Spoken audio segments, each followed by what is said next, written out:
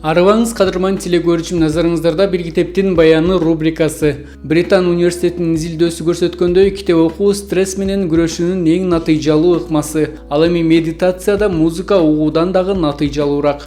Бүгүнкү бир китептин баяны да мыкты китептердин бири тууралуу болмокчу. Арыбаңыздар, сүйүктүү окурмандар, сиздерге Рафаэл Айтандын Байкуш Перо аттуу чыгармасын айтып бермекчимин. Бул чыгармада жакшылыктын, асылдыктын үлгүсү болгон кичинекей Перо жөнүндө баяндалат. Перо кичинекей кезинен эле ата-энесинен ажырап, жакындарынын колунда тарбияланып, алардан кордук көрүп, кордугуна чыдабастан өз бакытын издөөгө алыска сапар тартат. Чыгарманын башында эле апасы Наик эне менен Северендердин колунда тарбияланат. Северен мырза аябай жакшы, кичипейил адам болот. Анан ошол убактан кийин Перонун апасы казы болуп, ал Лоиктердин колунда тарбияланып калат. Лоиктер аябай ачкөз, начар адамдар болушат жана Перого аябай кордук көрсөтүшөт. Ал кордукка чыдабаган Перо качып кетмекчи болот. Жолдо бара жатканда жылдыздардын үн салганын угат. Жылдыздар ага: "Сен эч качан сынба, чөкпө, сени жаркын келечек күтүп турат. Келечек бул башын тик көтөрүп жашап, өтмүшүнө бет кызарта турган окуяларды калтырбагандардыкы" деп айтканда, мына ошол нерседен дем күч алып, ал андан ары сапарын улантат. Жана сапарда досу экөө бир аймакка туш келет. Ал аймакта той болуп жаткан болот. Ал аймактын бир салты сөзсүз түрдө кыз узатууда музыканын коштоосунда узатыш керек болчу. Ал эми аларда музыкант жок болчу. Ал жерде өзүнүн кызматын көрсөтүүнү баштайт жана эң мыкты деңгээлде ал тойду өткөрүп берет.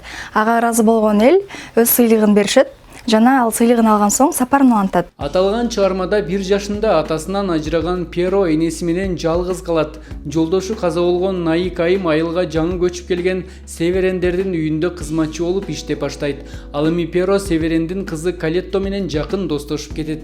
Кийин Перо энесинен да ажырап томолой жетим калат. Айылда көп кыйынчылыкка кабылган Перо Парижге кеткен Северендердин үй бүлөсүн издеп узак сапарга чыгат. Улам жашоого болгон үмүтү азайып баратса да, жеңилбеген Перонун бакытка жетүү сапарын кызыгуу менен окуй аласыз. Күнгө флейтада ойноп, болгон акчасын баарын фермер мырзага алып келип берет.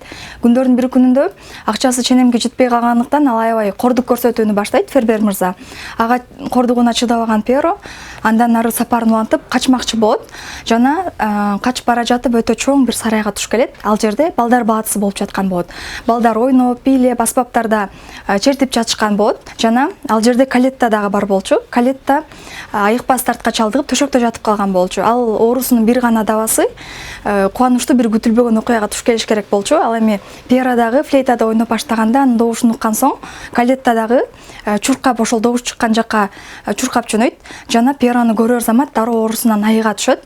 Анан ал экөө аябай сагынычын жазып, ыйлашып, Перо башынан өткөргөн бардык окуяларды айтып берет. Мына ошондон кийин ал экөө бирге турмуш куруп, айылга барып, бактылуу өмүр сүрүп калышат. Биз китепти ачып көз жүгүрткөндөн баштап автоматтуу түрдө байкабасак да ичибизден окуйбуз. Көз ар бир сөзгө болгону 200-250 миллисекундка токтоп өтөт. Көптөгөн саякаттык чыгармаларда каармандар көп учурда ыңгайсыз шарттарда, жаңы кырдаалдарда калат. Бул аркылуу окурман да өзүнүн жашоосундагы тобокелдиктерди коркпой чечкиндүү болууга үйрөнөт.